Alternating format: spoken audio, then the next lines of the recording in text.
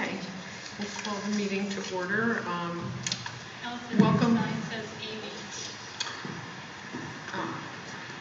Welcome to the Finance Committee for Stratford Board of Education. It's Monday, November 22nd, and we have a quorum, and it's 6:30, so we're going to start.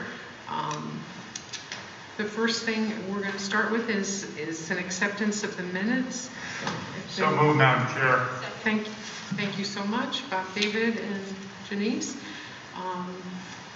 Any discussion about the minutes? Anybody have any questions, concerns, issues? Seeing none.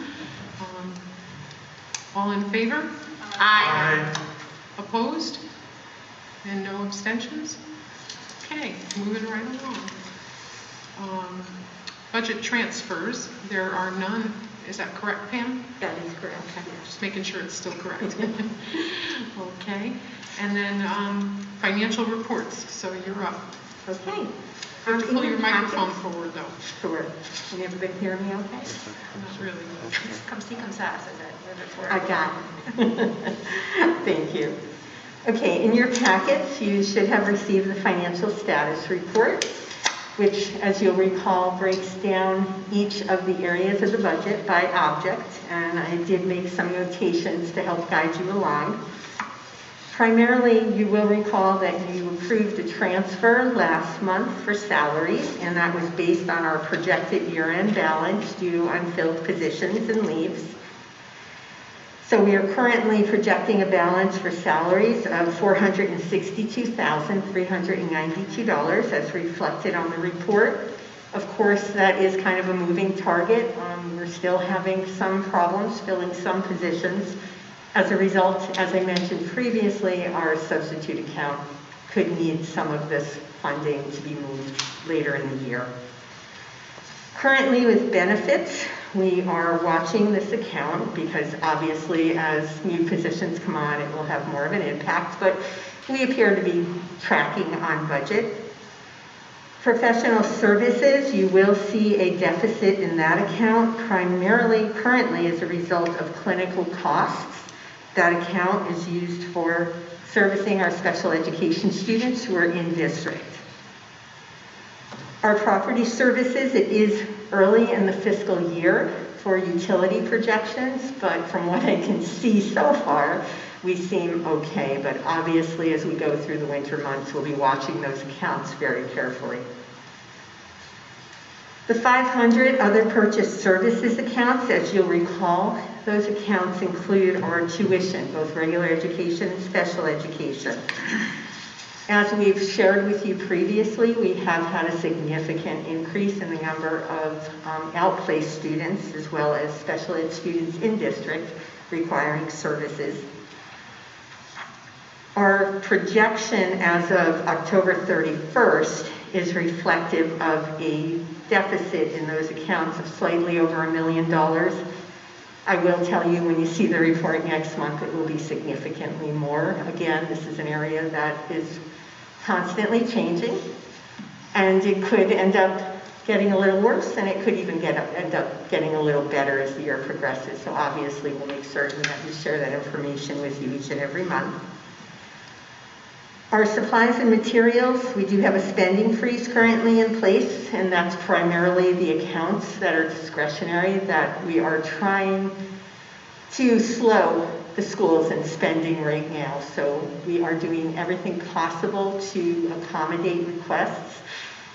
For example, if they're asking for $1,000 in supplies and I look at what they're asking for, I will ask, do you think maybe we can just order half of it for now and then reevaluate it? And most of the time we can, sometimes we can't, and we do work with them to get what is needed in our classrooms. And then our 700 and 800 accounts, equipment, dues, and fees are all budgeting on track. So currently we are reflecting a deficit for the year end of slightly under $900,000. Not good news, but we are taking some steps to mitigate it. And we are watching it very carefully. So usually bad news is a little bit easier when we start early and we keep tracking it. I'm happy to answer any questions. Does anyone have any questions? No? Okay. All right, thank you, Ms. Mangini. Thank you. Grants update. Good evening. It's been a very busy few weeks in the grants office. We have added 8 grants to the report. They are Title III has come in, 2 21st Century Learning Center renewals have come in. That's one for the after-school programs at the middle schools and one for the after-school programs at the high schools. The state bilingual grant came in, the School Readiness Quality Enhancement Grant, the FRC grant, or Family Resource Center, which is what supplies most of the funding for Stratford Parents Place, the Parents Trust Fund grant, which will support our Parents C program at Stratford Parents Place, and of course the big one, ARP ESSER, came in October, and so it's on the report now. You can keep track of that. In addition to those 8 new grants, we have 3 that have been submitted and are pending. They are Title I and Title II, which go in as 2 different grants, but it goes in one application. It's called the Consolidated Grant. We have the Perkins Grant submitted and pending, and we have Title IV submitted and pending. We also have 2 grants that came in recently that were both submitted and approved in the time frame of this report. One was the ESSER II Special Education Recovery Grant. These are funds to support the special education program. It's ESSER II money as far as it being the federal source, but this is in addition to our previous ESSER II grant. And just today, the ARP, which is the third ESSER, ARP ESSER, the ARP IDEA grant came in, which also supports the special education program. So we'll keep some of that coming in, and like I said, that was just approved today, and that is in addition to our ARP ESSER money. That's not anything that's being carved out. And finally, we have 2 grants in progress. There's ESSER II money to go to the FRC, the Stratford Parents Place, to serve more families. We're working on that grant. And there's ARP ESSER money for homeless students and their families, and we're working on that grant. Those are due in mid-December. Beautiful. So happy to take any questions. That's a lot to go through. Thank you. David? Yes, Madam Chair. The question I have on the ESSER II and the ESSER III, is there a date you need to encumber this by? Is it a June 30 date, or does that go past the school year? So if we're talking about the main grants for ESSER II, the money has to be encumbered by June 30th of September 30th of 2023. And for the ARP ESSER, or ESSER III as it's sometimes called, that's September of 2024. Yeah, okay. Yeah, the reason I was asking that question, because I saw that on the report, is if that's not encumbered by the board, I guess this is more of a Pam question, how do we keep that in the lockbox, for lack of better terminology? We would be unable to. It's federal guidelines and state guidelines on those grants that require us to spend them down, and we can only draw down what we spend on those grants. Let me rephrase the question, because I didn't rephrase it correctly.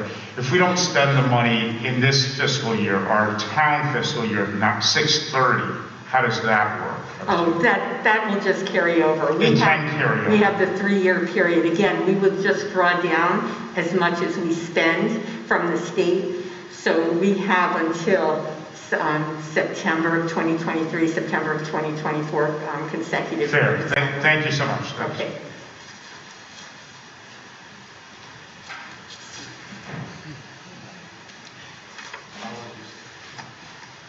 Okay, Heather, you're up. There's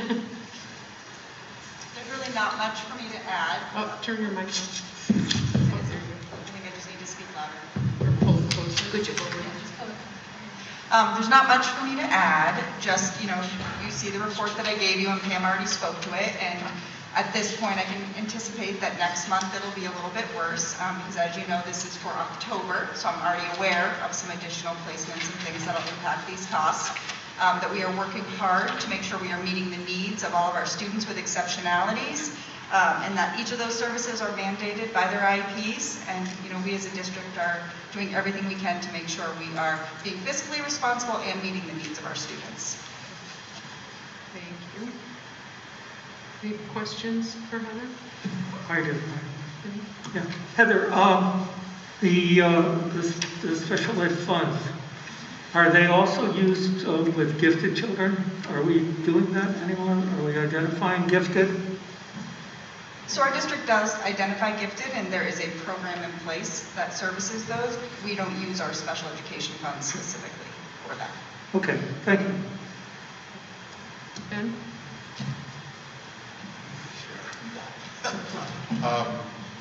Is there an increase in the number of students from last month to this month? I asked if there was an increase in the number of special ed students from last month to this month.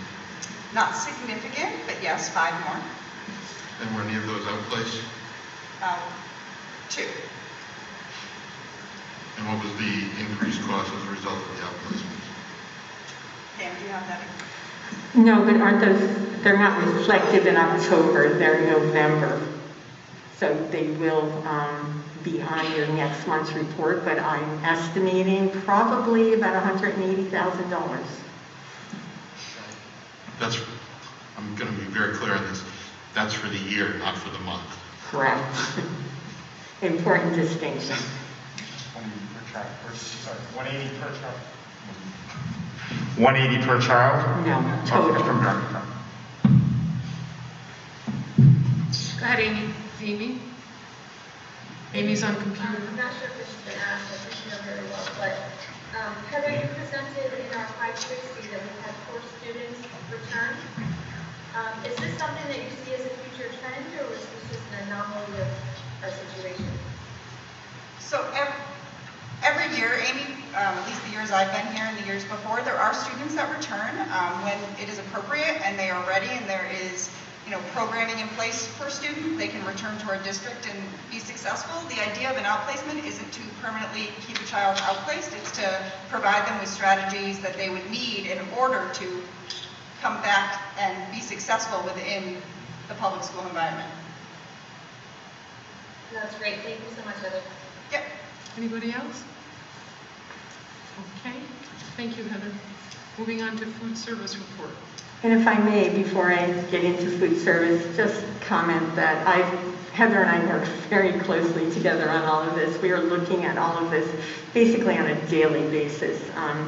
And some of the newer grants, we are hopeful will slightly offset some of the additional costs that we are looking at as well. So we will continue to delve into all of that and try to maximize the grants and mitigate the costs associated with the general operating as much as possible. Andrea? Is there any update on our ability to access the Educational Reserve Fund at the town level?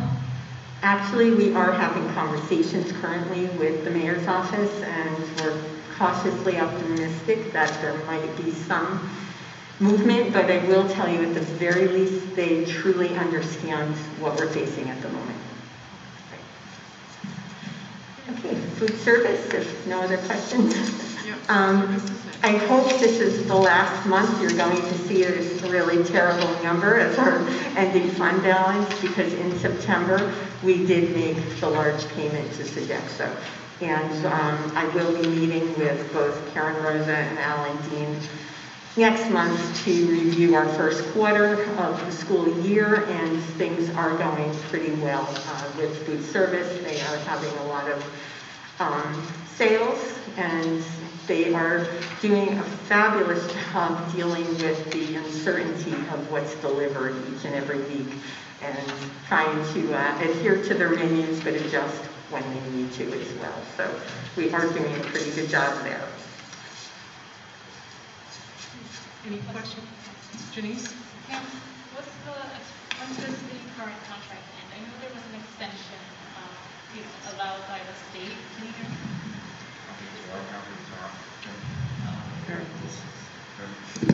Here we go. So I know there was an extension allowed by the state on the contract. Where are we with that? Sure. The state had promised us their annual training whenever you have to do the 5-year RFP process back in October. I reached out last week and was told that they were going to schedule it for December. Now, next week is December, so I'm hoping to get notifications soon. I am working with the consultant that I mentioned last year, and we are at least starting to frame out our timeline for the process because it's a very comprehensive and very involved process. She too will be involved in the training, and I don't believe the state is going to offer another opportunity for a waiver. I simply don't know because it does go through the USDA, and I think some of the concerns statewide is that as we work through the process, we have to provide in our RFP information based on our sales, our student enrollment, and as you know, the last 2 years have really been skewed. So I think there's a lot of concern about what numbers our district's going to show to get a true and accurate picture so that an RFP can be accurate. So the state is working through that, and I will keep you informed as that process moves forward. Great, thank you. Any other questions for Pam? Andrea? Pam, I've asked this before, but I still don't understand. How do we end up with a monthly loss? That is solely due to timing of getting we submit claims every month to the state and actually getting our reimbursements. They're usually in monthly, but at the beginning of the school year, there's definitely a delay. And also you see that towards the end of the school year when we don't get our June until August. So that should be taken care of next month. Excellent, thank you. Okay. Moving on, enrollment status. I believe you have the reports in your packets. I don't know. You do not? Okay. We did not. Sorry. I guess that was an oversight on our part. I can just make sure you get them tomorrow, but I will tell you that it hasn't changed significantly, but our total is approximately, doing the math kind of quickly, we're up by about 100 and almost 30 students over last year. And I will also share with all of you that we are closely monitoring our elementary class sizes. We, every single day, seem to be challenged with placing new students moving in. Stratford seems to be a very popular school district at the moment, so we are watching the class sizes.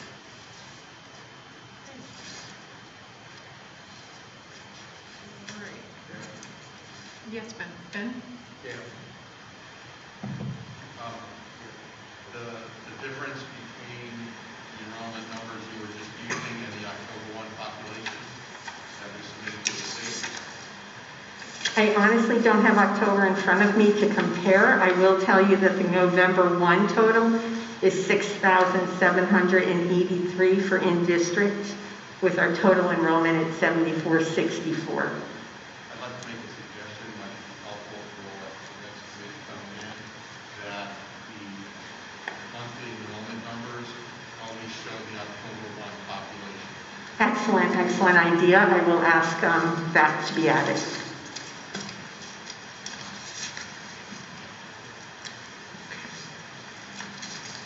Does anyone have any other questions for Pam regarding enrollment? No? Okay, seeing none, we'll move on to other business. Any old business? Seeing none, okay. New business? Ben? Not necessarily new business, but I just wanted to say thank you to the members who are leaving us. We spent 2 years together. Actually, we've all spent 4 years together through some difficult times, unprecedented times. And I think this board, and I have the dubious distinction at times of watching other towns and the politics that invade their Board of Education, and can tell you that does not exist in this town, or at least not nearly to the level it exists in many other towns. And that's a testament to the 7 members of this board, and I think to our population who understand the role of this board. So to the members who are leaving, thank you very much for allowing me and Bob the opportunity to serve with you and work with you. To the members who are staying, good luck, and to the members who are coming in, Godspeed. It's not as easy as it looks sometimes, but it is never dull. And if I have the opportunity to continue to serve, it would be my pleasure. But I wanted to say thank you to the members who are leaving. I know Dr. Robinson isn't with us on the board anymore. She's enjoying her retirement, but also thanks to Dr. Robinson for the work that she and her staff did over the last number of years that we've all been together. I think our board is in good shape, and our school district has challenges, but we meet them, and that's a testament to the 7 members who are elected, and to Dr. Sunday and his staff, and to Dr. Robinson and her staff. So thank you all very much. Thank you, Ben. Well said, Ben, thank you. Bob? Yes, and I'd like to say, as my children would say to me, ditto.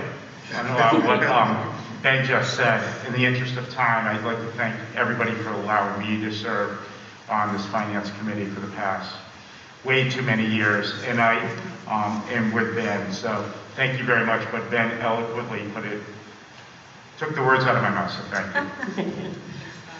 And thank you guys as well for serving. Your help has been incredibly valuable. Thank you. Does anybody else have anything to add? I'll take a motion to adjourn. Second.